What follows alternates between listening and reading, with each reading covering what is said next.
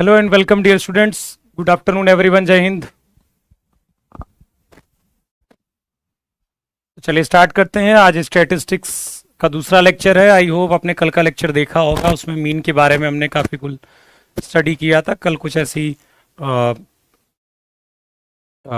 चीज़ कुछ हो गई थी जिस वजह से क्लास संभव नहीं हो पाई लेना। कल यूट्यूब पर हमारी क्लास नहीं हो पाई थी। आई होप आज ऐसी कोई दिक्कत नहीं होगी, तो आज ज़रूर आपकी क्लास होगी, ठीक है।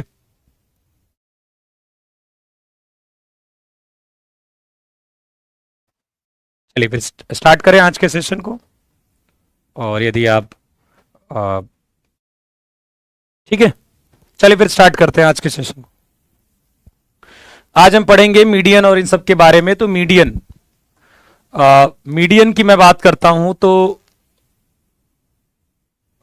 ठीक है, चलिए मीडियन की बात करें तो मीडियन क्या होता है। जैसे मान लीजिए आपके पास ऑब्जर्वेशन दिए गए हैं। देखिए जो मीडियन होता है ना, ये सब आपकी बहुत ज्यादा कुछ एग्जैक्ट वैल्यू प्रोवाइड नहीं करा के देता है ये, ठीक है। ये सब मीन ही निकालता है सब कुछ, ठीक है। मिड वैल्यू सारी ये निकालता है। मीडियन भी मिड वैल्यू निकालता है, मीन भी निकालता है, लेकिन ये ना एक्यूरेसी बहुत ज्यादा नहीं होती इन सब में। अलग सब मिड वैल्यू ही निकालते हैं, मीन भी वही निकालता है, लेकिन हर बार मीन निकालकर आप मिड नहीं बता सकते, एवरेज नहीं बता सकते, हर बार मीडियन निकाल के नहीं बता सकते। तो इसीलिए इतने अलग अलग फैक्टर्स बने हैं आपके, ठीक है। तो चलिए मीडियन हम बात कर लेते हैं। जैसे मान लीजिए हमारे पास x1 x2 dot dot dot xn, ये हमारे पास n ऑब्जर्वेशंस है।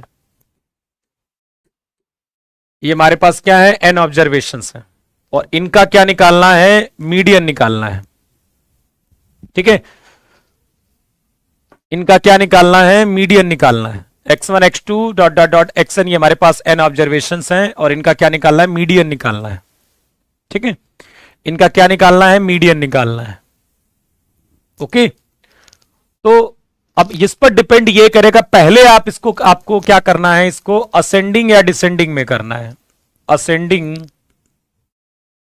मतलब आरोही, या फिर डिसेंडिंग में। या तो बढ़ते हुए क्रम में इसको लिखिए, चाहे घटते हुए क्रम में लिखिए।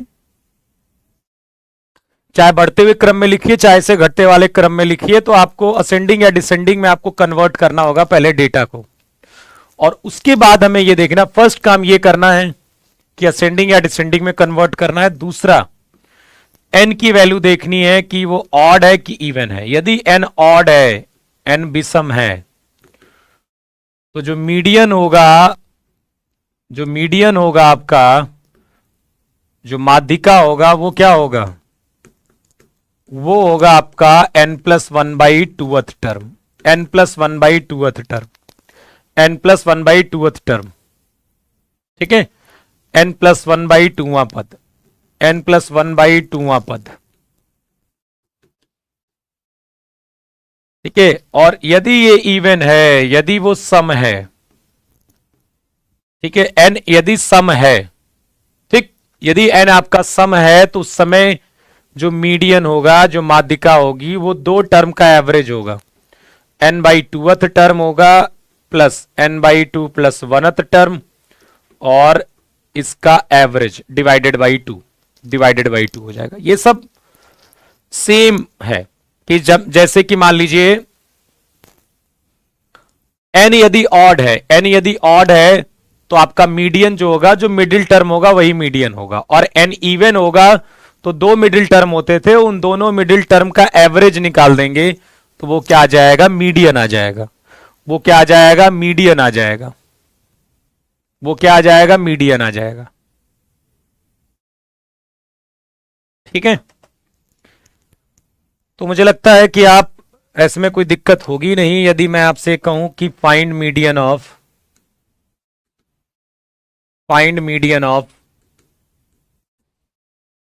2 4 3 6 9 8 7 10 11। चलिए इसका मीडियन बताइए फटाफट, जल्दी मीडियन बताइए इसका, फटाफट मीडियन बताइए।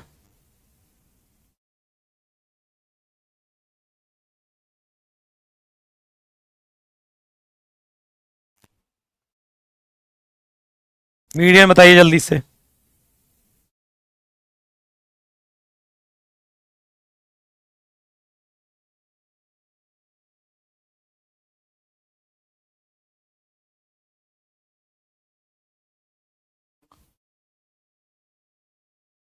मीडियन बताइए फटाफट। पहले तो इसको आप असेंडिंग ऑर्डर में या डिसेंडिंग ऑर्डर में बदलिए। असेंडिंग ऑर्डर में या फिर डिसेंडिंग ऑर्डर में। तो पहले 2 लिखा मैंने, 2 फिर 3 फिर 4 फिर 6 7 8 8 9 10 11। यार एक बात बताओ, इसमें तो 9 ही टर्म है। यदि 9 टर्म है तो 5 तो इसमें था ही नहीं, तो मीडियन कैसे 5 आ गया तुम्हारा, ये बताओ। इसमें 9 टर्म है तो 5 तो इसमें है ही नहीं, मीडियन कैसे 5 आ गया तुम्हारा यार। देखिए इसमें 9 टर्म है तो मीडियन क्या होगा आपका 9 + 1/2 टर्म, 5th टर्म क्या होगा, 5th टर्म 5वां पद होगा। तो 5वां पद कौन सा होगा, 4 यहां से गया 4 यहां से गया, 5वां पद 7। तो मीडियन कितना हो जाएगा 7 के बराबर। मीडियन कितना हो जाएगा 7 के बराबर। एक तो इस टाइप में आपको मीडियन पूछा जाता है, और दूसरा जो आपको मीडियन पूछा जाएगा वो फ्रीक्वेंसी डिस्ट्रीब्यूशन के लिए, फॉर अनग्रुप्ड फ्रीक्वेंसी डिस्ट्रीब्यूशन, मतलब इंटरवल वाला खेल नहीं। 8 डबल है ऐसा है क्या, कहां 8 डबल है, एक ही तो 8 है।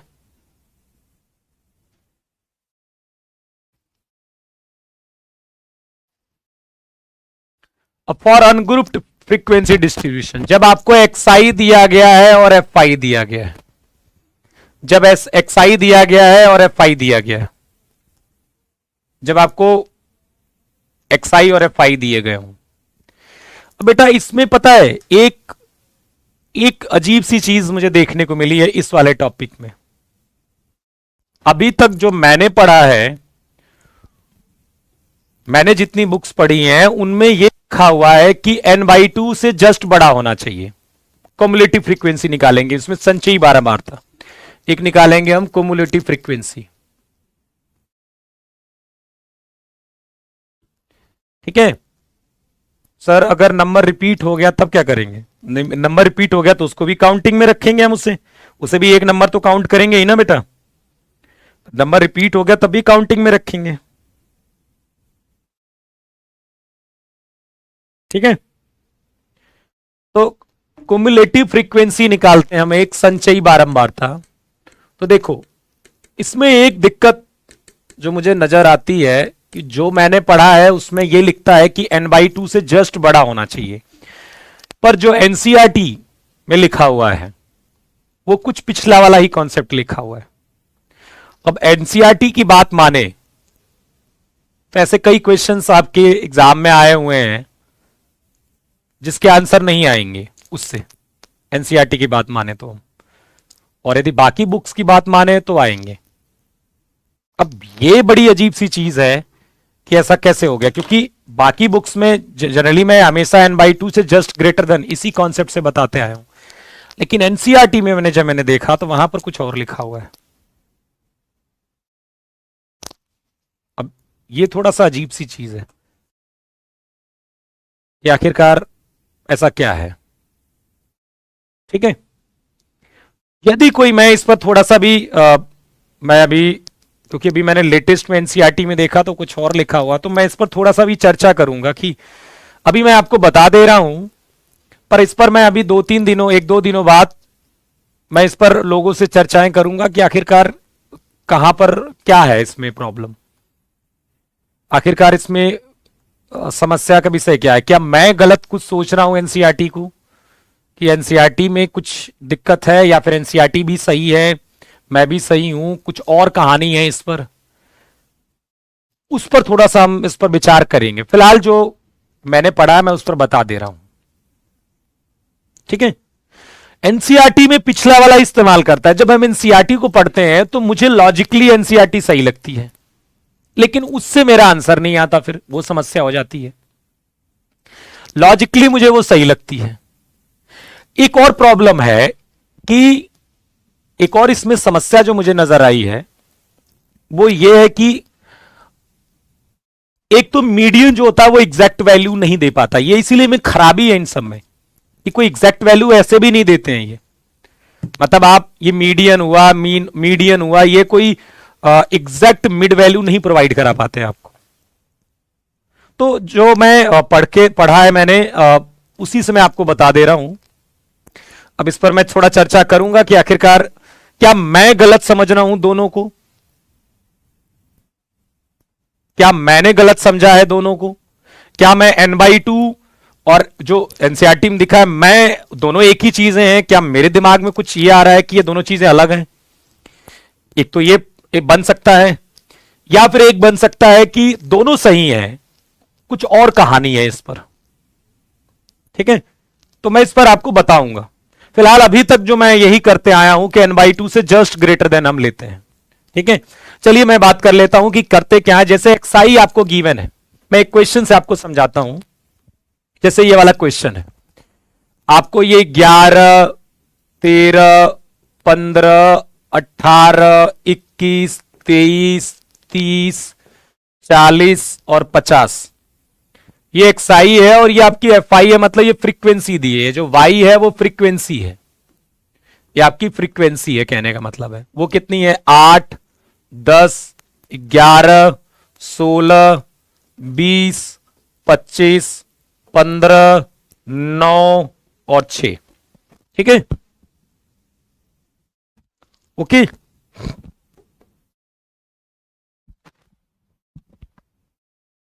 ठीक है, तो ये दिया हुआ है। तो इसमें देखिए पहले हम कोमुलेटिव फ्रीक्वेंसी CF की टेबल बनाते हैं। 8 पहले 8 लिखेंगे, फिर ये 10 जोड़ेंगे, इसमें 18 आ गया, फिर 11 जोड़ेंगे। सबके सामने देखना, ध्यान से लिखना है। 10 के सामने यहां पर 18 लिखना है, 11 के सामने यहां 29 लिखना है, 29 में 16 जोड़ेंगे 45 आएगा, 45 में 20 जोड़ेंगे 65 आएगा, 65 में 25 जोड़ेंगे 90 आएगा, 90 में 15 जोड़ेंगे 105 आएगा, 105 में 9 जोड़ेंगे 114 आएगा, 114 में 6 जोड़ेंगे 120 आएगा। कितना आ गया 120 आ गया।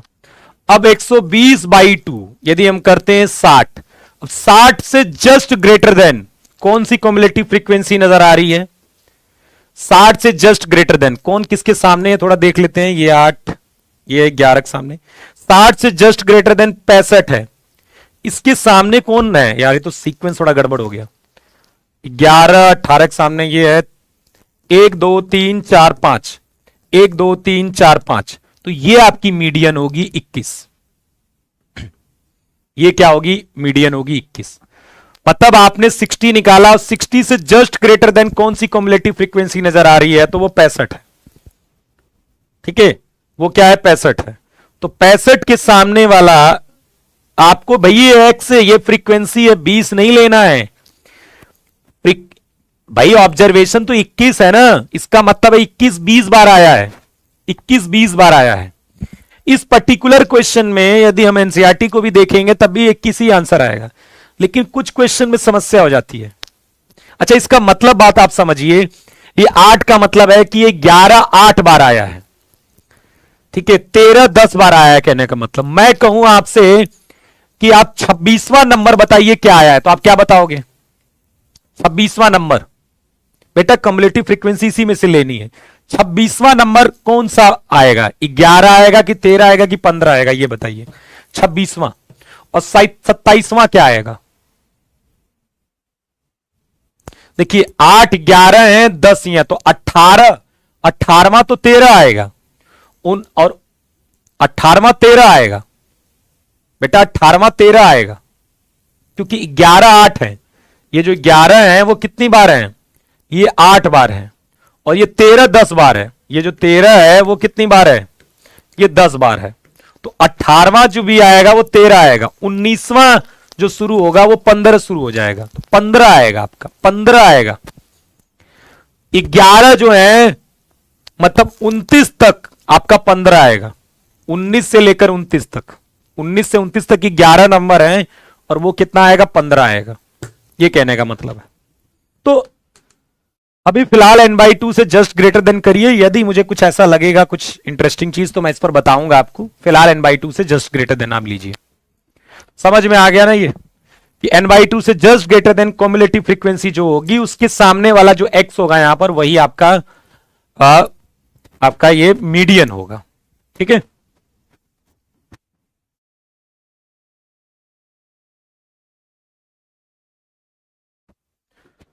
अब एक क्लास इंटरवल वाला केस देखिए। जब क्लास इंटरवल आपको गिवन हो, जब आपके पास क्या गिवन हो, क्लास इंटरवल,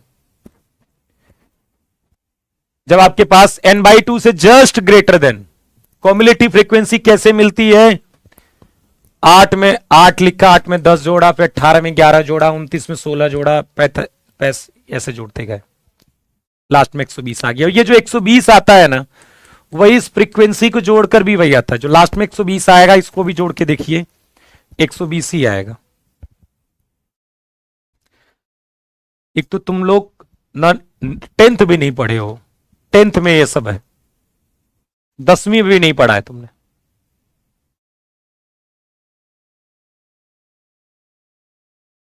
चलिए, इसके लिए आपको अलग फॉर्मूला दिखेगा। ओके, जब देखिए क्लास इंटरवल आएगा तो उसके लिए इस फॉर्मूले का इस्तेमाल करेंगे मीडियन निकालने के लिए। जब क्लास इंटरवल आएगा तो इस तरह का फॉर्मूला इस्तेमाल करेंगे, n/2 minus CF upon F into H। मैं बता देता हूं ये LN ये सब क्या है। कहे का कोरोना था यार, पढ़ते लिखते नहीं घर पर, कोरोना कोरोना बोलते रहते। तुम्हारे पास किताबें नहीं थी, पढ़ नहीं सकते थे, चलो कोई बात नहीं, नहीं पढ़े हो तो अब पढ़ लो, कोरोना था बस। अब देखिए यहां पर ये फॉर्मूले में ये सब क्या है, इस पर हम बात करेंगे। तो पहला काम इसमें जो है वो मीडियन क्लास आपको निकालनी है, माध्यिका वर्ग। क्या निकालनी है, माध्यिका वर्ग। आपको क्या करना है, माध्यिका वर्ग निकालना है, मीडियन क्लास निकालना है।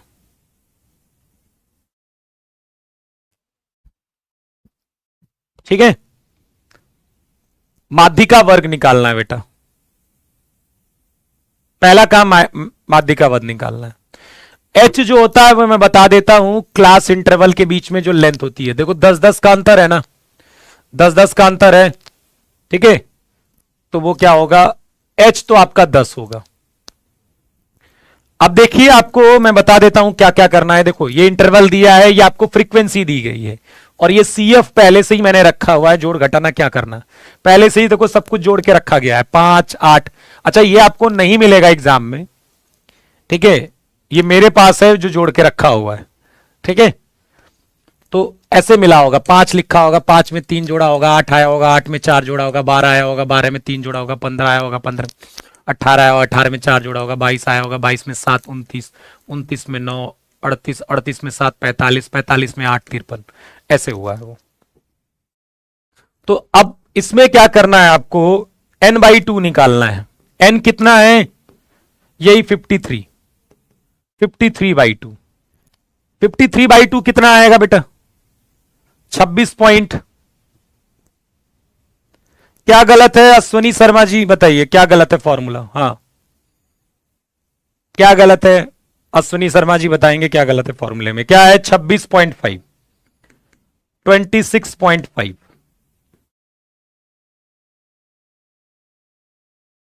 ठीक, 26.5। अब 26.5 से जस्ट ग्रेटर देन कौन सी कॉम्युलेटिव फ्रीक्वेंसी है, वही आपका, ठीक है, 26.5 से जस्ट ग्रेटर देन कौन सी कॉम्युलेटिव फ्रीक्वेंसी नजर आ रही है, तो ये 29 नजर आ रही है। कौन सी नजर आ रही है आपको, 29 नजर आ रही है, ये वाली 26.5। तो इसके सामने वाली आपकी क्या होगी, मीडियन क्लास होगी, ये आपकी मीडियन क्लास होगी, ये आपकी मीडियन क्लास होगी, ये आपकी मीडियन क्लास होगी। ठीक है, ये आपकी मीडियन क्लास होगी।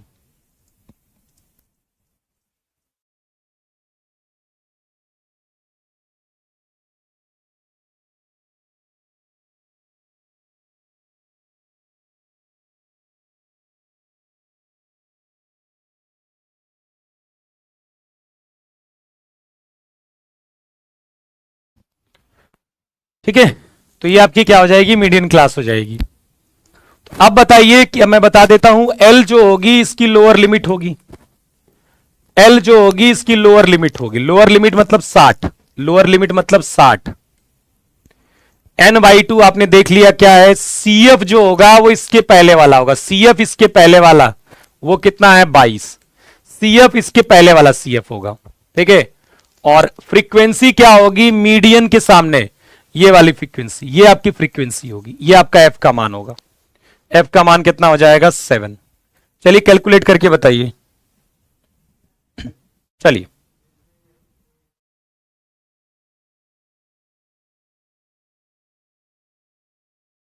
जल्दी करिए।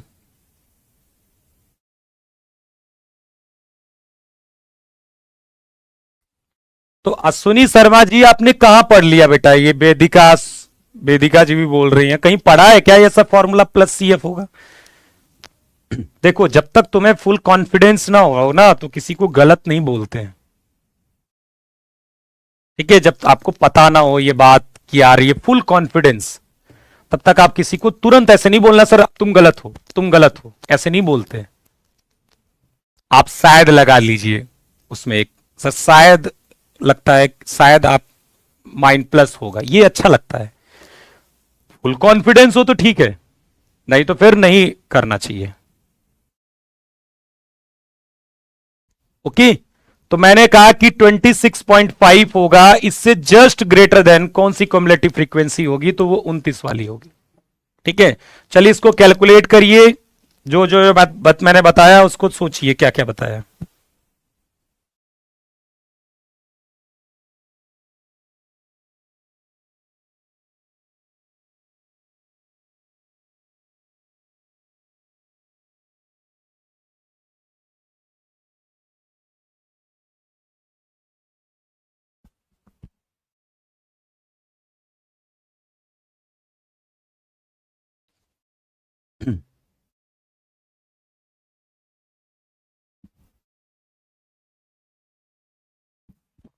बेटा मैंने क्या बोला, क्या बोला, क्या बोला अमरेंद्र जी, पूरी बात सुना करो, पूरी बात सुना करो, पूरी बात सुना करो, पूरी बात सुना करो, पूरी बात सुना करो।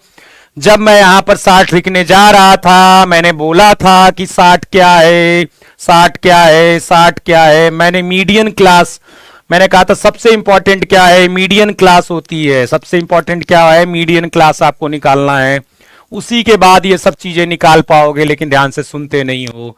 और मीडियन क्लास निकालने के लिए मैंने क्या कहा था कि आप जो क्युमुलेटिव फ्रीक्वेंसी है ये 53 आया, यही आप इसको जोड़ने पर भी आएगा, n बाई 2 निकालिए, n बाई 2 26.5 है, तो इससे जस्ट ग्रेटर देन कौन सी क्युमुलेटिव फ्रीक्वेंसी है, ये वाली है, जस्ट जस्ट बड़ी, तो इसके सामने ऐसे बना लीजिए, यही आपकी मीडियन क्लास होगी, यही आपकी मीडियन क्लास होगी, यही आपकी मीडियन क्लास होगी।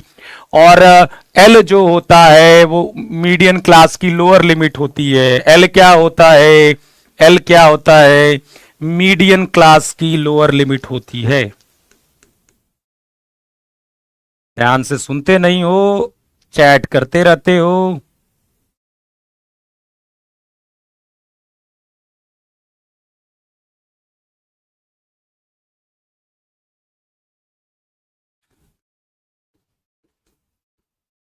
एल समझ में आ गया, सी एफ क्या होता है, सी एफ क्या होता है, सी एफ क्या होता है, जस्ट सी एफ इसके पहले वाला लेते हैं, सी एफ क्या लेते हैं, इस क्युमुलेटिव फ्रीक्वेंसी से पहले वाला, तो ये सी एफ कितना हो जाएगा 22 हो जाएगा।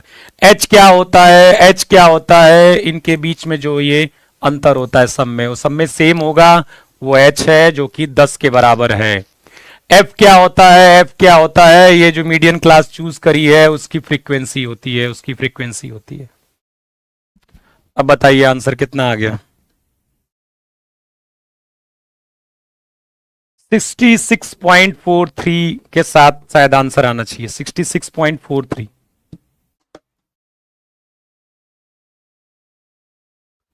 66.43।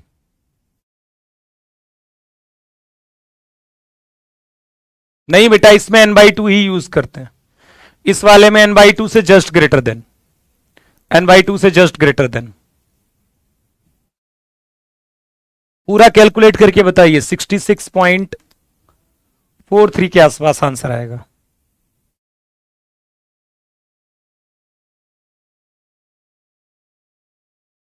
छह सौ पैंतालीस बाई 7 तो नहीं आएगा, ये तो गलत लग रहा है मुझे, क्योंकि इसको भाग देंगे तो ये 66 तो आएगा नहीं।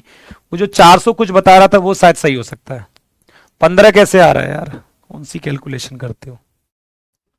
60 plus 53/2 minus CF 22 upon F 7 into H 10।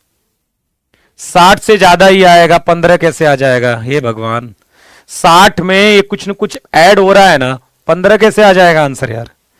कैसी बातें करते हो, कैसी बातें करते हो, 15 कैसे आ जाएगा। 60 में कुछ ऐड हो रहा है ये, और ये पॉजिटिव नंबर है क्योंकि ये 26 पॉइंट कुछ है और ये 22 है, ये पॉजिटिव संख्या आएगी, तो कैसे आ जाएगा।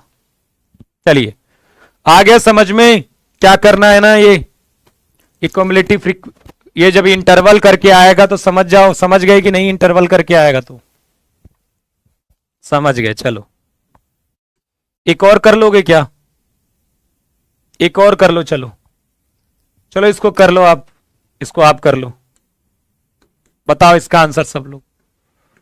5 से 10, 10 से 15, 15 से 20, चलो करो कैलकुलेट। 20 से 25, 25 से 30, 30 से 35, 35 से 40, 40 से 45।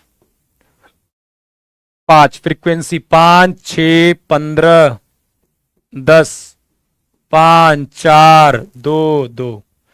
चलो निकालो फटाफट।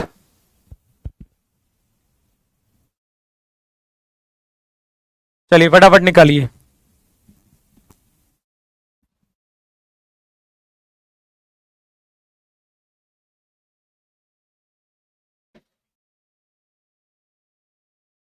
फटाफट निकालिए चलिए। हम्म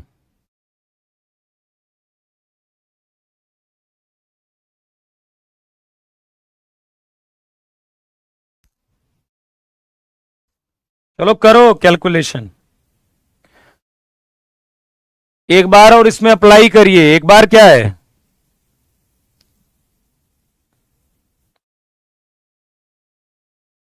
चलो जल्दी बताओ, इसमें अप्लाई करो, खुद ही समझ में आ जाएगा।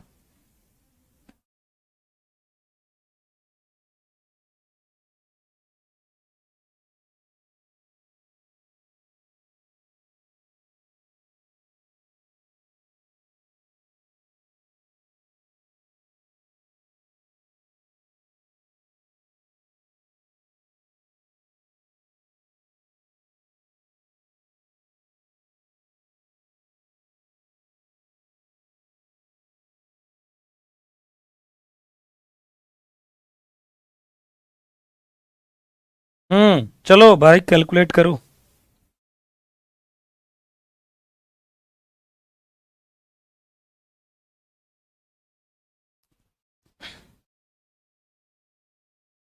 जल्दी आंसर बताओ, जल्दी जल्दी। किसका देखें पहले सबसे आता है आंसर। पहले आप CF निकालिए यहां पर, CF, फिर जो भी लास्ट में आएगा वही आपका N होगा, फिर N/2 से जस्ट ग्रेटर देन, इससे just greater than cumulative frequency. उसके बाद ये वाला formula L plus N/2 minus CF upon F into H। तो इससे just greater than cumulative frequency जो होगी उसी की मीडियन क्लास लोगे आप, L उसका लोअर लिमिट होगा। जल्दी बताइए आंसर कितना आंसर आ गया टोटल।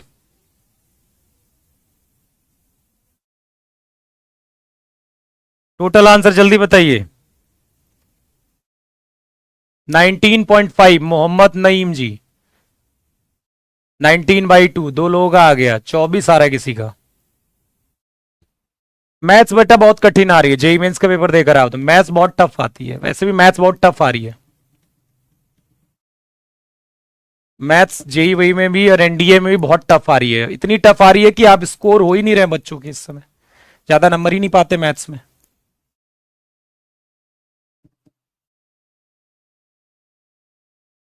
तो 5, 11, 26, 36, 41, 45, 47, 49, 49 आ रहा है क्या ये? तो यदि मैं सही हूं तो 24.5 से जस्ट बड़ा कम्युलेटिव फ्रीक्वेंसी 26 ये हो गया, यदि मैं सही हूं तो। ठीक है, यदि मैं सही हूं तो ये है। ये क्या हो रहा,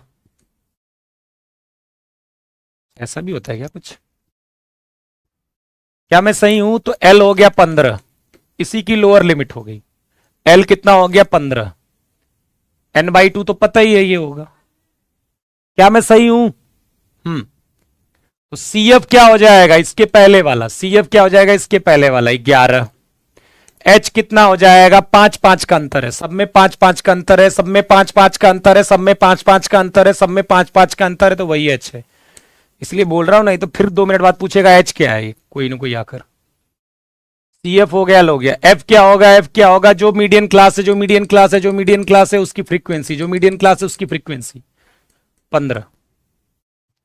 अब रख दीजिए फॉर्मूले में, L कितना लोअर लिमिट 15, n/2 मतलब 24.5, CF कितना है 11 अपॉन F कितना है 15, H कितना है 5, तो 5 से कट जाएगा, आ जाएगा 3, तो 15 प्लस और 24.5 से 11 कर देंगे तो ये 13.5 अपॉन 3। ठीक है, तो ये आ जाएगा कितना 4.5, 4.5, तो ये 19.5 आ जाएगा। कितना आ जाएगा 19.5। क्लियर है ये बात? ठीक है ना, अब तो आ गया ना, क्या और जरूरत है कुछ? बस हो गया, अब बहुत हो गया। चलिए इस क्वेश्चन को पढ़िए और जवाब दीजिए, थोड़ा सा पढ़िए, अंग्रेजी में है। अमित कह रहा हिंदी बता दीजिए। यार भी अभी ये सब भी अंग्रेजी इतनी छोटी छोटी नहीं पढ़ोगे तो क्या पढ़ोगे? चलो बताओ इसका मतलब। चलो पढ़ो पढ़ो, काम चोर हो गए हो तुम लोग, क्वेश्चन करते नहीं हो, बैठ के देखते रहते हो। आज मैं बैठ के देखूंगा तुम्हें, करो तुम। मीडियन ऑफ सेट ऑफ 9 है, set of 9 distinct observation is 20.5, मतलब 9 ऑब्जर्वेशन है, उनका मीडियन मतलब माध्य आपको दिया है 20.5। If each of the last 4 observation, यदि आखिरी 4 ऑब्जर्वेशन को 2 से बढ़ा दिया जाता है, इंक्रीज्ड बाई 2, ठीक है, 2 से बढ़ा दिया जाता है, तो बताइए नया जो सेट आ रहा है उसका मीडियन क्या होगा? क्वेश्चन समझ गए कि नहीं? क्वेश्चन ये कह रहा है कि हमारे पास ऐसे ही 9 ऑब्जर्वेशन है और उन सब का जो मीडियन है, वो जो माध्यिका है वो आपका 20.5 है। वो कह रहा है कि आखिरी के जो 4 है, मतलब आखिरी के 4 में आप 2-2 बढ़ा दे रहे हो, आखिरी के जो 4 हैं उसमें क्या कर रहे हो, 2-2 बढ़ा दे रहे हो, तो अब आप न्यू मीडियन बताइए क्या होगा? न्यू मीडियन, नया माध्य क्या होगा? यदि आखिरी में, आखिरी के 4 कौन है, छठा, 7वां, 8वां, 9वां, ये आखिरी के 4 हैं, उनमें सब में 2-2 बढ़ा दिया मैंने, बाकी वैसे ही रहा, तो अब ये नया, तो नया सेट बन गया ना, तो इसका मीडियन क्या होगा? इसका मीडियन क्या होगा? तो कोई ये कहेगा कि सर 22.5 हो जाएगा, 2 बढ़ जाएगा, वो वज्र गधा है।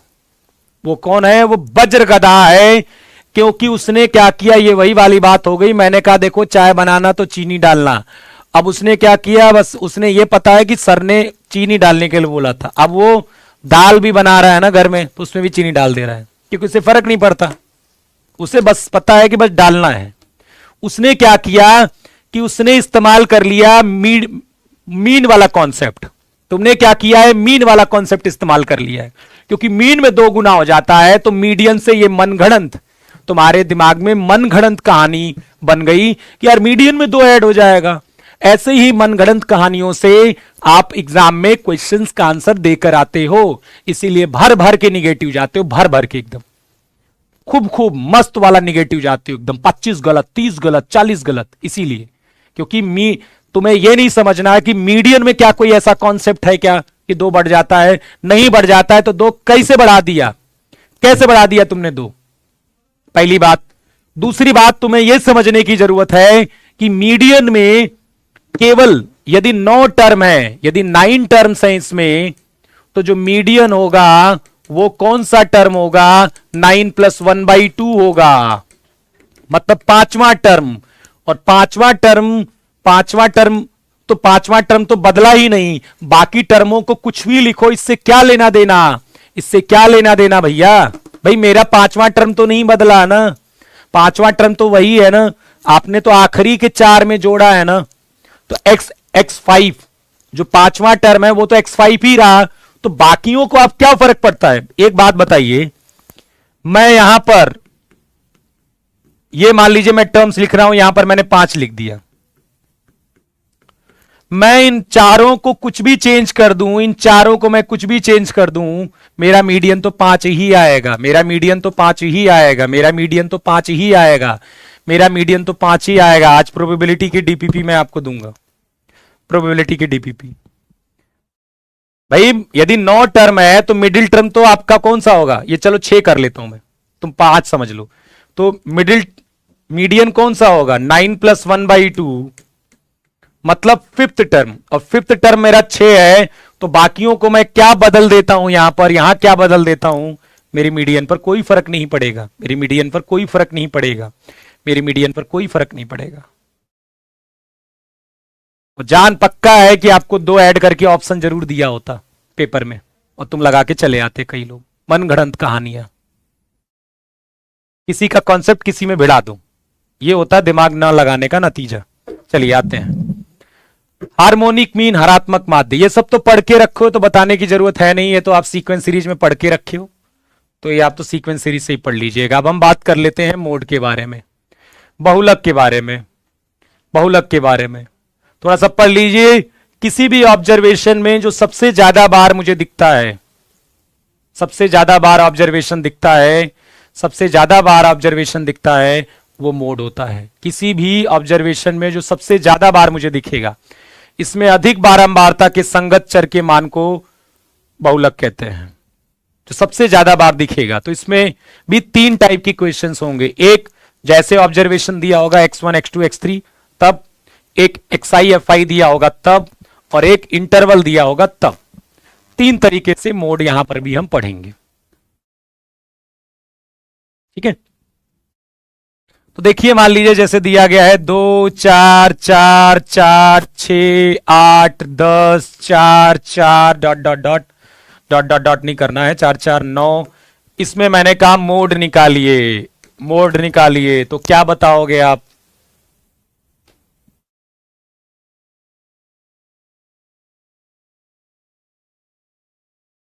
बताइए, जो सबसे ज्यादा बार रिपीट हो रहा है, जो सबसे ज्यादा बार रिपीट हो रहा है, जो सबसे ज्यादा बार रिपीट हो रहा है इसमें, इन ऑब्जर्वेशन में जो सबसे ज्यादा बार आ रहा है, जो सबसे ज्यादा बार आ रहा है वो बहुलक है, जो सबसे ज्यादा बार आ रहा है वो बहुलक है। मैं जितने सिस्टमेटिक आपको पढ़ा रहा हूं आप पढ़िए, आपको कोई समस्या नहीं होगी PYQ में। बस सिस्टमेटिक हर एक टॉपिक पढ़िए, एक भी टॉपिक छोड़ना नहीं है, 4 होगा। सर इतने आसान क्वेश्चन नहीं आते हैं, बेटा इतने आसान क्वेश्चन यदि नहीं आते हैं, आप ये ऐसा सोच रहे हो, तो जो 2023 फर्स्ट या 2023 सेकंड उसका पेपर देखिएगा, आपको ऐसे ही क्वेश्चन आया और उसमें मोड पूछा है। तो प्लीज ये मत कहा करो कि इतने आसान नहीं आएंगे। चाहे 2023 फर्स्ट उठाइए, चाहे 2023 सेकंड उठाइए, मुझे याद नहीं किसी में सीधा सीधा क्वेश्चन आया मोड निकालने का, जो सबसे ज्यादा बार रिपीट होता है। चलिए अब हम बात कर लेते हैं जब xi और fi दिया हो। तो जैसे 2 दिया है, 4 दिया है, 8 दिया है, 10 दिया है। 2 10 बार है, 4 1 बार है, 8 9 बार है, 10 15 बार है। अब जब xi और fi दिया हो तब मोड क्या होगा, तब बहुलक क्या होगा? जो सबसे ज्यादा बार रिपीट होता है। इसका मतलब आप समझे कि 2 10 बार आया है, 4 1 बार आया है, 8 9 बार आया है, 10 15 बार आया है, तो 10 सबसे ज्यादा बार आया है ना, तो मोड कितना हो जाएगा? 10 के बराबर। मोड कितना हो जाएगा? 10 के बराबर। चलिए एक और, आप ये मैंने बता दिया, आप यहां कर लीजिए। xi दिया गया है, फाई दिया गया है, 3 10 बार, 4 9 बार, 8 5 बार, 6 18 बार। चलिए मोड जल्दी बता दीजिए, जल्दी से मुझे, फटाफट आगे बढ़ता हूं मैं।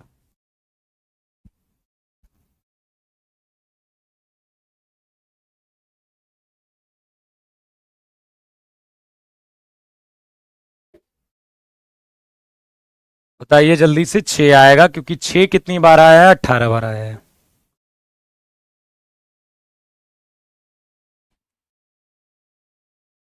ओके।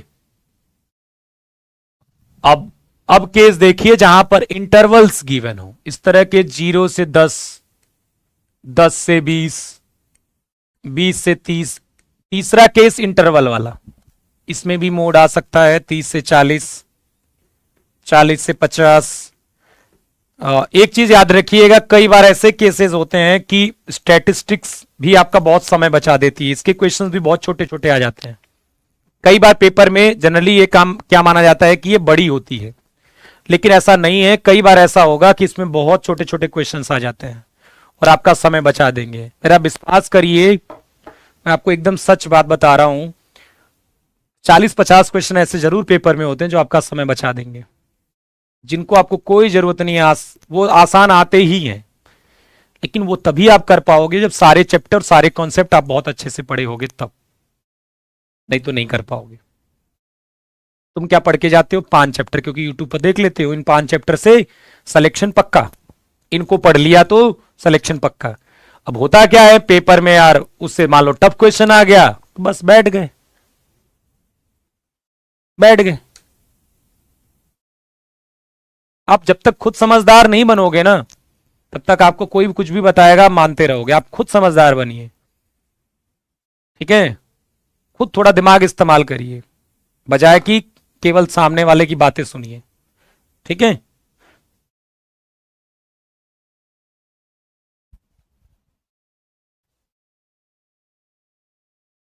चलिए, फ्रीक्वेंसी क्या दी है, 5, 8, 7, 12, 28, 20, 10 और 10, ठीक है? अब मेरी बात ध्यान से सुनिएगा।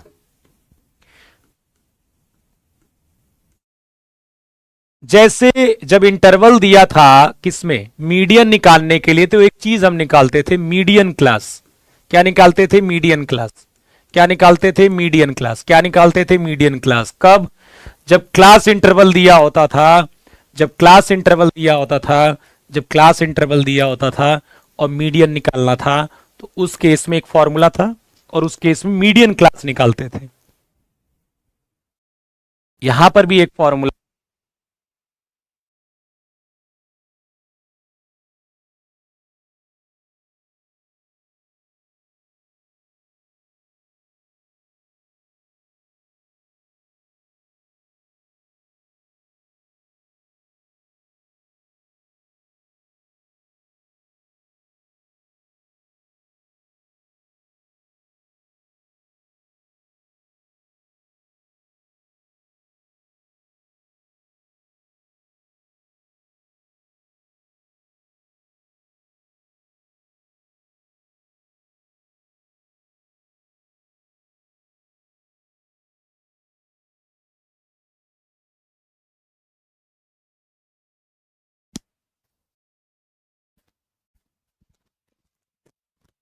आवाज चली गई, चलो फिर मैं थोड़े चाय पी लेता हूं। आ गई यार, आ गई, ओ अचानक आ गई, जादू। तो हम क्या चूज करेंगे, मॉडल क्लास चूज करेंगे, मॉडल क्लास चूज करेंगे। और मॉडल क्लास क्या होगा,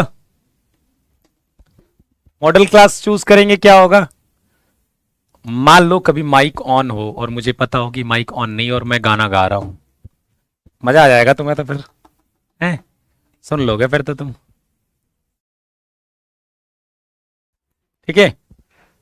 यदि आपको मॉडल क्लास बहुलक वर्ग दिया गया है, ठीक है, और उस केस में फरवरी तक हो जाएगा बेटा, फरवरी तक हो जाएगा। सैटरडे को एक मैराथन क्लास चलेगी स्टैटिस्टिक्स की प्रैक्टिस की, तैयार रहिएगा। देखिए मॉडल क्लास कैसे चूज करेंगे, फ्रीक्वेंसी को देखोगे और कहोगे सबसे ज्यादा कौन सी दिख रही है, सबसे ज्यादा फ्रीक्वेंसी ये दिख रही है, तो यही आपकी मॉडल क्लास होगी। यही आपकी क्या होगी, मॉडल क्लास होगी। मॉडल क्लास होगी। रवि सर कहते हैं चाय नहीं पीना चाहिए। ये बात सत्य है कि चाय तो नहीं पीना चाहिए। एक यही ऐसी चीज है जो मैं पीता हूं और शायद नहीं पीना चाहिए, लेकिन यार क्या करें, खाली टाइम में क्या करें, पी लेते हैं यार। चाय थोड़ी सी नुकसान करती है, खासकर दूध वाली चाय। पी लेते हैं, क्या करें, मन नहीं मानता। चलिए बताइए एल कितना हो गया। एल क्या होता है, उसी मॉडल क्लास की लोअर लिमिट। फॉर्मूला क्या था, L plus F one minus F zero upon 2f1 minus F zero minus F two into H. ये क्या है, आपकी मॉडल क्लास है। मॉडल क्लास, ये आपकी क्या है, मॉडल क्लास है। करे हिंदी में बोलते जाइए सर प्लीज, नहीं इंग्लिश तो आ जाएगी, हिंदी छूट जाएगी। अरे क्या यार, बहुत मैं क्या बात कर रहा हूं, तुम्हारी क्लास में आने के बाद ही ऐसा लगता है कि मैं बहुत अंग्रेज हूं, पूरा इंग्लिश में बात करता हूं यार। बाकी तो मुझे लगता है मैं हिंदी में बोलता हूं। अब देखिए एल क्या होगा, उस मॉडल क्लास की लोअर लिमिट होगी, तो एल तो आपका 40 है, ये आपका F1 होगा, ये आपका F0 होगा और ये आपका F2 होगा। और H तो आपको जानते ही हो, H क्या होता है इनके बीच में, तो H तो 10 है, वो आपको पता ही है। H तो 10 है, आपको पता ही है। ठीक है, समझ रहे हो क्या है आपका, ये F1 है, ये F0 है और ये F2 है। ये F0 है, ये F1 है, ये F2 है। मतलब जो मॉडल क्लास होगा उसको F1 फ्रीक्वेंसी लेंगे, उसके पहले वाली F0, उसके बाद वाली F2। चलिए बताइए फटाफट, अब तो सब आ गया ना, अब बताओ क्या क्या आंसर आएगा। मॉड का आंसर क्या आएगा, जल्दी बताइए क्या आएगा मॉड का आंसर, जल्दी बताओ, जल्दी बताओ जल्दी। हाँ, अब आप एनसीईआरटी बुक को फॉलो कर सकते हो, क्वेश्चन लगा सकते हो वहां से। चलो जल्दी बताइए फटाफट।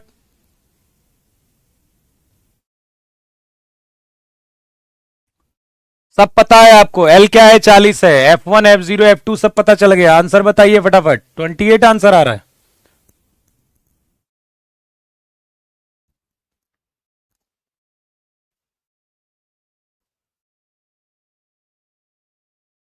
और 47.5 आ रहा है किसी का, और लोग।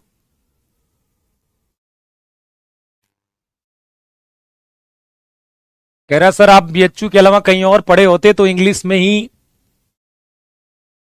पढ़ाते। अच्छा ये सोच रहा है कि बनारस में हूं, बनारस में था मैं इसीलिए हिंदी में पढ़ा रहे हैं। हाँ यार, वहां माहौल माहौल भी नहीं था ऐसा, मतलब ऐसा कोई इंग्लिश वाला माहौल भी नहीं है कि आप बहुत अंग्रेजी बोल रहे हो। अब आप दिल्ली विल्ली चले जाओगे, वहां के कॉलेज में पढ़ोगे तो फिर ज्यादा आप इंग्लिश की बातें करोगे। यहाँ तो वही बाहर निकलो तो पान खा के घूम रहे हैं सब लोग। भोजपुरी, मैं कह रहा हिंदी बात कर ले, भोजपुरी में भी चलती थी। ठीक है, चलिए कितना आ रहा है, 46.66। यार सबके अलग आंसर क्यों आ रहे हैं, 46.66 यही सही आंसर है, 46.66। बाकी मुझे आंसर गलत लग रहे हैं क्योंकि यही मोस्टली लोगों के हैं।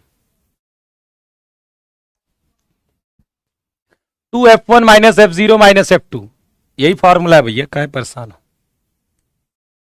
ठीक है, F0 F2 इधर उधर हो गया, कोई बात नहीं।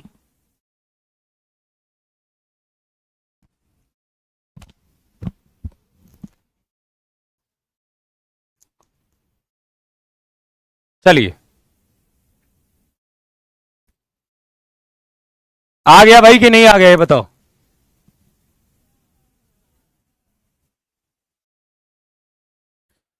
चलिए फिर आगे बढ़ जाते हैं, आगे बढ़ जाते हैं, आगे बढ़ जाते हैं।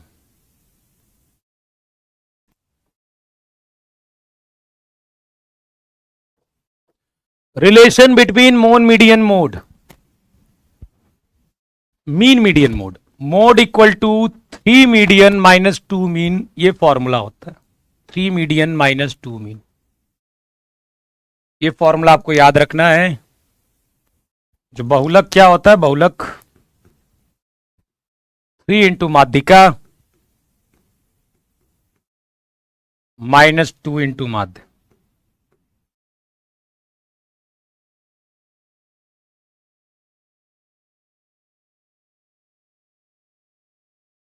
ये याद रखिएगा।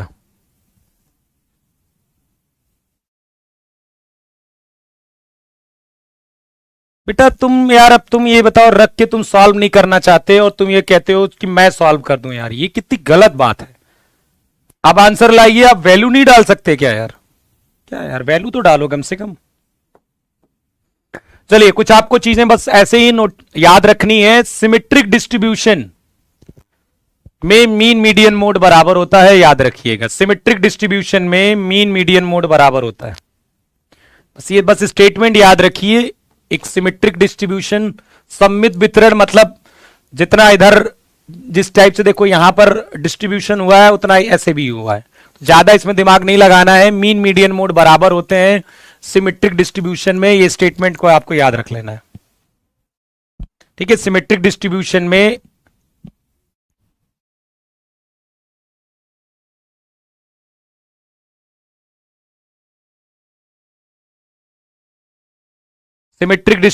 में मीन मीडियन मोड बराबर होता है, याद रख लीजिएगा।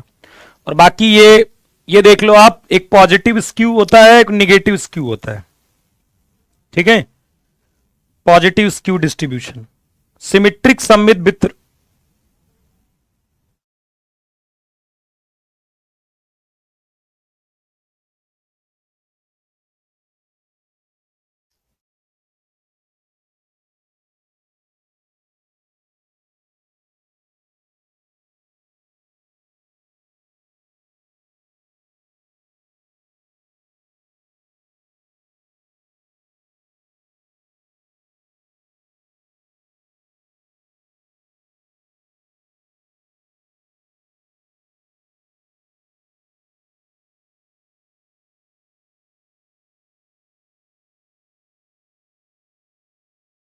एक मिनट।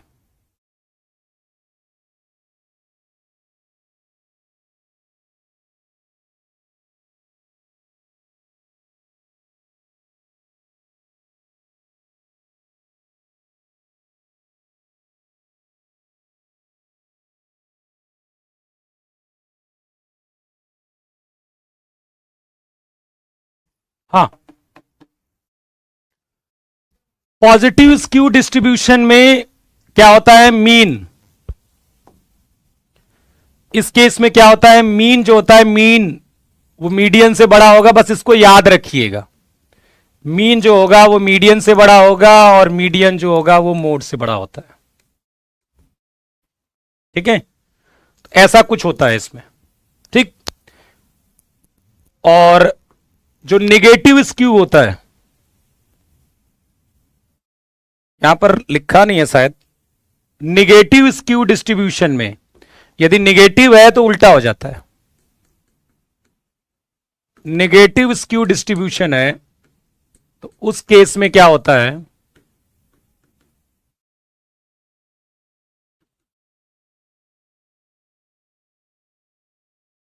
उल्टा हो जाता है। भाई पॉजिटिव में क्या होता है, पॉजिटिव में मीन जो होगा मीडियन से बड़ा होगा, मीडियन क्या होगा, मोड से बड़ा होगा।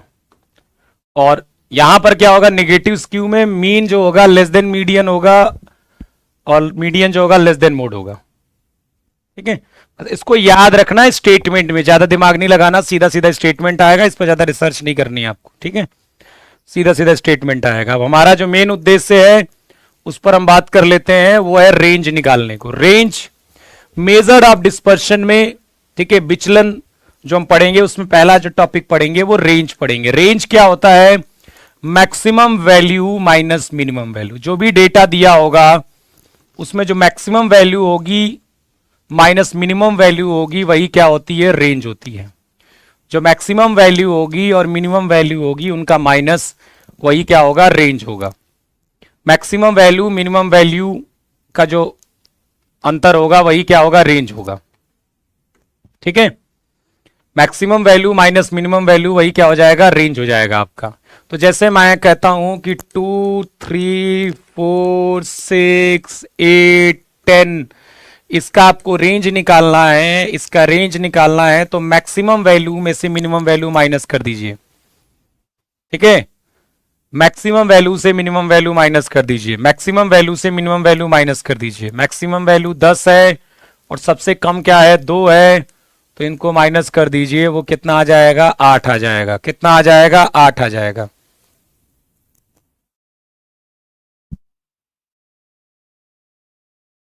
क्या आ जाएगा, 8 आ जाएगा।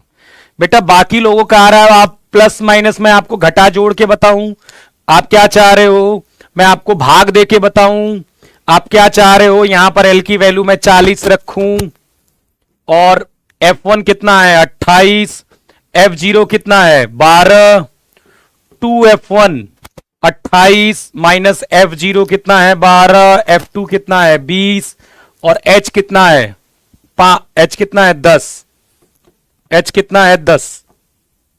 तो 40 प्लस 16 अपॉन ये कितना हो जाएगा, 56, 56 माइनस 32 कितना हो जाएगा, 24, 24 हो जाएगा क्या, इंटू 10, 6,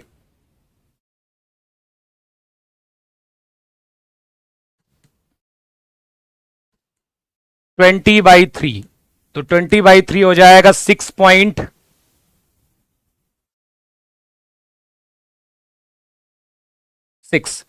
मतलब तुम्हें जोड़ घटाना नहीं आता है, वो भी मैं तुम्हें सिखाऊं है। ठीक है, तुम्हें जोड़ घटाना नहीं आता है, तुम्हें 40 रख के दिखाऊं मैं, तुम्हें 28 रख के दिखाऊं, 28 में से 12 घटा के दिखाऊं और ये कैलकुलेट करके दिखाऊं 10। ठीक है, 24 को 10 से काट के दिखाऊं और कह रहे हो आंसर नहीं आ रहा, और सर बता दीजिए क्यों नहीं करते हो खुद, तुम क्यों नहीं करते हो खुद, आपको खुद करना है, आप मेरे से कैलकुलेशन करवा रहे हो, क्या फायदा है, काहे की स्पीड बढ़ेगी तुम्हारी एग्जाम में, ऐसे स्लो मोशन में तुम करते रह जाओगे। यही सब होता है एग्जाम में, गलत कर देते हो, देखो तुम्हारा नहीं आ रहा है ना, इसमें क्या होगा, तुम्हारा तुम्हारा समय बर्बाद हो जाएगा। जिन लोगों का आ गया जल्दी आंसर वो तो ले आए, और जिनका नहीं आया वो सोचो इतने देर उन्होंने कैलकुलेशन करी, उनका आंसर नहीं आया, यहां पर समय बर्बाद होता है एग्जाम में। ऐसा यदि 10 क्वेश्चन के साथ हो गया तो आप जूझते रह जाओगे, तो कैलकुलेशन को सुधारिए। ये सब एग्जाम में दिक्कत करते हैं, लेकिन तुम तो खाली शॉर्टकट मांगते रहते हो, तो क्या करें। इनको तो कभी फोकस ही नहीं रहेगा कि हमारा आंसर क्यों नहीं आ रहा, हमें कैलकुलेशन नहीं आती क्या, क्यों नहीं आएगा आंसर यार। ये सब चाह रहे, बताओ कैलकुलेट करके बताऊं मैं तुम्हें। तो रेंज कितना आ गया, मैक्सिमम वैल्यू से मिनिमम वैल्यू, आपकी याद रखने की जिम्मेदारी आपकी है। सर क्या करा रहे हो, सब नहीं आता, अरे भैया पढ़ लो भैया, सब कुछ आ सकता है, पेपर मैं ना बना रहा, ठीक है, और मैं भी पेपर बनाता ना तो ये भी नहीं बताया जाता कि मेरा ही पेपर आएगा पेपर में। इतना जान जी, कोई पेपर बनाता होगा ना, उसी का पेपर आएगा, ये उसको बताया भी नहीं जाता होगा, नहीं तो वो खुद ही लीक कर दे। तो maximum value minus minimum value आपका क्या आ जाएगा, रेंज हो जाएगा। ठीक है, बात समझ में आ गई। अब मैं ये कहूं कि x1 x2 dot dot dot xn, ये मेरे पास n ऑब्जर्वेशन है, और मैंने कहा भाई इसका जो रेंज है, इसका जो रेंज है वो आपका m है। ध्यान से सुनिएगा, इसका रेंज क्या है, m है, इसका रेंज क्या है, m है, जिसका रेंज क्या है, m है। और सब में मैंने कुछ जोड़ दिया, सब में मैंने हर एक ऑब्जर्वेशन में मैंने k जोड़ दिया। तो ये बताइए कि जो नया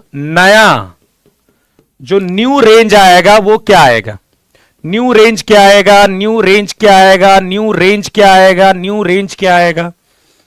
यदि x1 x2 dot dot dot xn, इस ये n ऑब्जर्वेशन, मैं पूरी डिटेल में आपको पढ़ा रहा हूं,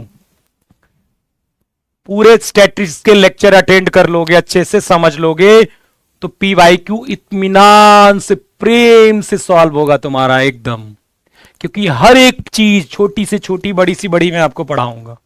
तो 80 से 90% क्वेश्चन आराम से पीवाईक्यू लग जाएंगे आपके मेरे बिना बताए, और यही मैं चाहता हूं आपसे।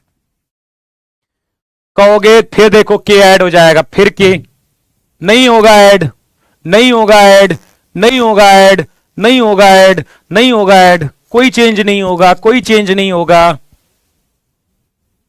एक बात बताओ, मान लीजिए कुछ देर के लिए कि ये जो ऑब्जर्वेशन दिया था उसमें एक्सएन, मान लीजिए कि एक्सएन मैक्सिमम वैल्यू थी, मान लीजिए, और मिनिमम वैल्यू जो थी वो x1 थी, तो रेंज कैसे आया होगा? xn माइनस x1 करके आया होगा m, ऐसे ही तो करके आया होगा। रेंज कैसे आया होगा? xn माइनस x1 करके आया होगा। भाई मान लीजिए x1 x2 xn हमारे पास n ऑब्जर्वेशंस हैं, तो उनको मैंने क्या किया कि मैंने उसका रेंज निकाला और मैंने कहा भाई मान लीजिए कि x1 मैक्सिमम थी, xn मैक्सिमम थी, x1 मिनिमम थी, तो रेंज xn माइनस x1 करके आया होगा बेटा, ठीक है। तो ये आपका आ गया रेंज m। अब बताइए यदि आपने k ऐड कर दिया होगा तो मैक्सिमम तो यही रहा होगा xn प्लस k, और मिनिमम भी यही रहा होगा x1 प्लस k, क्योंकि सब में आपने k ऐड किया है। तो अब की बार भी तो रेंज वही आएगा, xn plus k minus x1 plus k, तो आएगा तो x आएगा ये x1 माइनस x1 ही तो m ही तो आएगा। तो दोनों में कोई फर्क नहीं पड़ेगा, चाहे प्लस करिए चाहे माइनस करिए, इनमें तो समझ में आ गया फर्क नहीं पड़ेगा। इनटू डिवाइड में क्या होगा? जैसे मान लीजिए कि x1 x2 dot dot dot xn, ये हमारे पास n ऑब्जर्वेशंस हैं, और मैं कहता हूं कि x1 x2 xn का जो रेंज आ रहा है वो m आ रहा है। तो चाहे आप प्लस करिए चाहे माइनस करिए, चाहे प्लस करिए चाहे माइनस करिए, जो न्यू रेंज आएगा वो आपका क्या आएगा? m ही आएगा। इनटू डिवाइड में फर्क पड़ेगा क्या? इनटू डिवाइड में फर्क पड़ेगा क्या? हाँ, इनटू डिवाइड में फर्क पड़ेगा, इनटू डिवाइड में फर्क पड़ेगा, इसमें फर्क नहीं पड़ रहा है, ठीक है। इनटू और डिवाइड करने पर फर्क पड़ेगा, इनटू और डिवाइड करने पर फर्क पड़ेगा,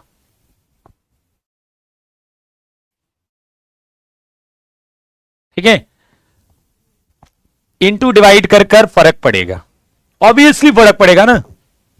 तो देखिए जैसे आपने x1 x2 xn, इसका यदि आपने रेंज क्या माना है, मान लीजिए वो xn माइनस x1 करके आया है m, और सब में आपने k ऐड इनटू कर दिया, k x2 dot dot dot k xn, तो रेंज कितना आ जाएगा?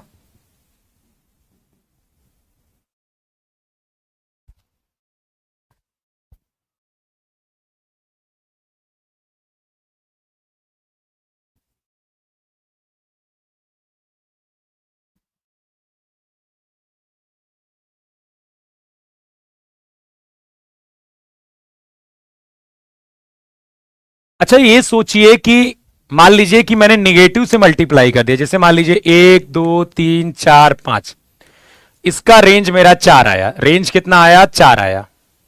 मान लीजिए -2 से मल्टीप्लाई कर दिया, तो -2 हो गया एक, टू -4 -6 -8 -10, ठीक है। -2 से मल्टीप्लाई कर दिया, तो अब तो मैक्सिमम वैल्यू -2 हुई, और मिनिमम वैल्यू क्या हो गई? -10, तो +10 कितना आ गया? ये +8 आ गया। तो वो कितना आ जाएगा? यदि -2 से आपने मल्टीप्लाई किया तो क्या आया? तब भी वो डबल ही आया, तब भी वो डबल ही आया, -8 आएगा +8 आएगा। अरे यार इस समय तो मैक्सिमम -2 है ना, और मिनिमम तो -10 हो गया ना, तो घटाएंगे तो +10 आए, +8 आएगा ना बेटा, +8 ही तो आएगा, डबल ही तो हो गया। कितना बोल सकते हैं कि वो एम के हो जाएगा। इसका मतलब दो चीजें होती हैं, जब कोई चीज हम प्लस और माइनस करते हैं तो उसे बोलते हैं चेंज इन ओरिजिन। क्या बोलते हैं? Change in origin. Change in origin, मूल बिंदु में परिवर्तन, मूल बिंदु में परिवर्तन। जब कोई चीज प्लस करते हैं या माइनस करते हैं तो मूल बिंदु में परिवर्तन बोलते हैं उसे, मूल बिंदु में परिवर्तन। और जब कोई चीज इनटू करते हैं या फिर डिवाइड करते हैं तो उसे बोलते हैं change in scale, change in scale, पैमाने में परिवर्तन, पैमाने में, पैमाने में परिवर्तन, पैमाने में परिवर्तन। बात समझ में आ रही है? जब हम कोई ऑब्जर्वेशन में, ठीक है, नहीं कर सकते, यदि कोई आसान तरीके से आपको बताया गया है तो आप 12th में इस्तेमाल नहीं कर सकते हो, मैटर काट के 0 मिल जाएगा, ये ध्यान रखिएगा। प्लस और माइनस, जब कोई चीज हम ऑब्जर्वेशन में प्लस या माइनस करते हैं तो उसे बोलते हैं चेंज इन ओरिजिन, मतलब ओरिजिन में हम चेंज कर रहे हैं। और जब इनटू और डिवाइड करते हैं तो चेंज इन स्केल बोलते हैं। तो रेंज जो होगा, range is independent of change in origin,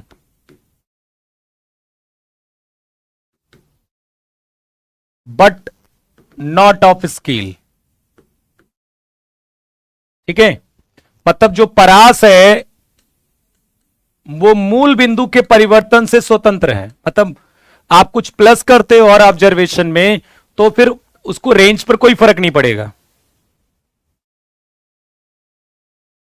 ठीक है, परास मूल बिंदु के परिवर्तन से स्वतंत्र है,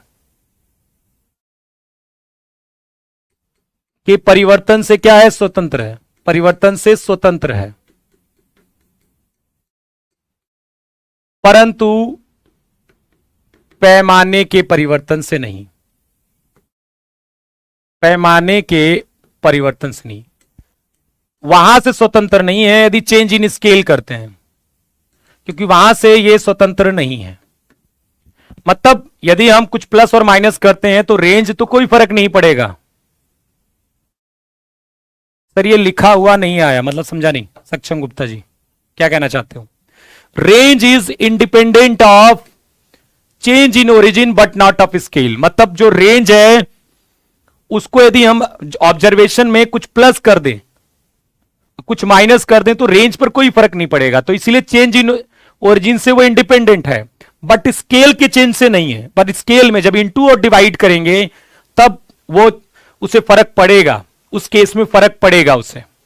ठीक है, उस केस में उसको फर्क पड़ेगा, स्केल पैमाने के परिवर्तन से उससे फर्क पड़ेगा। यदि आप कुछ मल्टीप्लाई और कुछ डिवाइड करते हो ऑब्जर्वेशन में तो फिर उसे फर्क पड़ेगा। ठीक है, चलिए ये बात समझ में आ गई, ये सब नोट रखिएगा। अब हम बात कर लेते हैं कोफिशिएंट ऑफ रेंज के बारे में। कोफिशिएंट ऑफ रेंज के बारे में, तो कोफिशिएंट ऑफ रेंज सीधे क्या करना है आपको, रेंज निकालना है upon minimum value plus maximum value को ऐड कर देना है। मिनिमम वैल्यू और मिनिमम मैक्सिमम वैल्यू को ऐड करना है। जैसे मान लीजिए आपको डेटा दिया गया है, जैसे दिया गया है 2, 4, 6, 7, 9, 12, 3, 15। मैं कहता हूं भाई कोफिशिएंट ऑफ रेंज निकालिए, कोफिशिएंट ऑफ रेंज।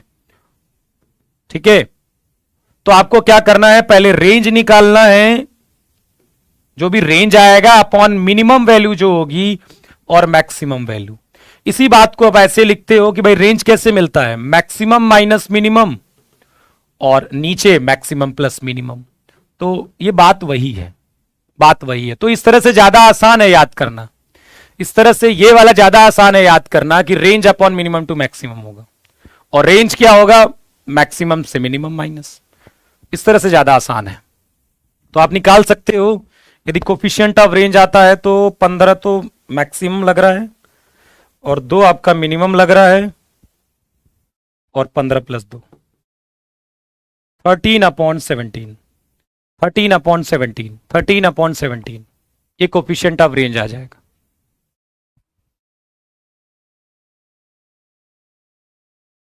सैटरडे को एक मैराथन क्लास होगी जिसमें खूब सारे क्वेश्चंस करेंगे हम स्टैटिस्टिक्स के।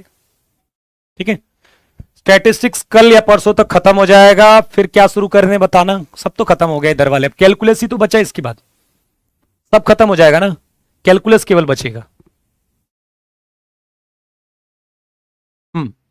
मतलब relation function, LCD, limit continue differentiability, differentiation, AOD और इंटीग्रेशन वाला पार्ट, और सब तो खत्म हो गए। 20 फरवरी तक खत्म कर दूंगा यार मैं। 2 महीने वाली, 2 महीने तगड़ी वाली प्रैक्टिस, मजा आएगा। प्रैक्टिस प्रैक्टिस में तो मजा आता है, थ्योरी तो पढ़ा पढ़ा के ऐसा लगता है बोरियत बोरियत सी हो गई है। एक ही चीज अब क्रैश कोर्स में ही पढ़ानी पड़ती है, वो भी उसमें भी वही चीज है।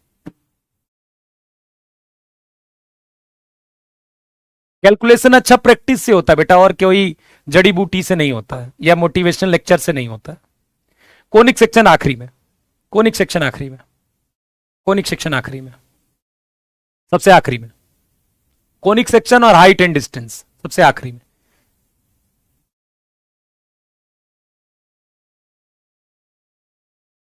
दो महीने तगड़ी वाली प्रैक्टिस होगी, चिंता मत करो, धुआंधार मस्त वाली। अब की बार समय मिला था ना बढ़िया वाला, इसलिए 2 महीने बचेंगे। 2 महीने कम नहीं होते हैं, यदि आप जम के प्रैक्टिस करो ना, तगड़ी वाली दिन रात एक कर दो, मजा आ जाएगा। लेकिन वही बात है ना, फिर वही बात है, आखिरी के 2 दिन में वही बात, 200 रन बनाना है तुम्हें, 19वें ओवर में जोश आता है, क्या करोगे 1 ओवर छक्का मार के यार। अभी से जोश रखो तगड़ी वाली। हाइट एंड डिस्टेंस एक तो कई बार आती है, कई बार आती नहीं है, ठीक है, लेकिन पढ़ेंगे सबसे आखिरी में, इसीलिए क्योंकि उसके क्वेश्चन लेंदी होते हैं, ठीक है, उसके क्वेश्चन लेंदी होते हैं। अब हम बात कर लेते हैं मीन डेविएशन के बारे में, माध्य विचलन के बारे में। मीन डेविएशन, ठीक है, मीन डेविएशन के बारे में। और रे यार 1:46 हो गया, अब कल डिस्कशन करेंगे। थ्योरी सब आप रिवाइज करेंगे, थ्योरी आप मुझसे नहीं कहेंगे पढ़ाइए, ये ध्यान रखिएगा। अब ये कल डिस्कशन होगा, 46 हो गया अब, ठीक है। और शाम को प्रैक्टिस क्लास आज होगी प्रोबेबिलिटी की, उसमें हम आगे Bayes theorem, total probability theorem की चीजें करेंगे, ठीक है। और ये मीन डेविएशन देखिए, कल हम को वेरिएंस और वेरिएंस वाला टॉपिक से पहले सारे टॉपिक खत्म कर देंगे। जैसे कल हम खत्म करेंगे मीन डेविएशन, उस पर क्वेश्चन हमें देखने को मिलेगा। मीन डेविएशन जब फ्रीक्वेंसी दी होगी तब हम देखेंगे, और मीन डेविएशन अबाउट मीडियन देखेंगे हम। और ये तो ये बस एक कॉन्सेप्ट है। कोफिशिएंट ऑफ मीन डेविएशन देखेंगे हम, वेरिएंस एसडी देखेंगे। कल इतना पार्ट हम खत्म कर देंगे, coefficient of SD, coefficient of variation. कल वेरिएंस एसडी तक खत्म हो जाएगा पार्ट, तो फिर पार्ट इसमें बचेंगे हिस्टोग्राम, पाई चार्ट, बार डायग्राम, इनका पार्ट बचेगा। और फिर वो टॉपिक कोरिलेशन रिग्रेशन वाला परसों तक कंप्लीट हो जाएगा। परसों कौन सा दिन पड़ेगा? थर्सडे तक, थर्सडे तक कंप्लीट हो जाएगा, ठीक है। और उसके बाद हम आगे इसके बात करेंगे, ठीक है, कैलकुलस पर फोकस करेंगे फिर हम। चलिए फिर आज की क्लास में इतना ही, धन्यवाद, जय हिंद, थैंक यू। शाम को मिलते हैं प्रैक्टिस क्लास में, धन्यवाद।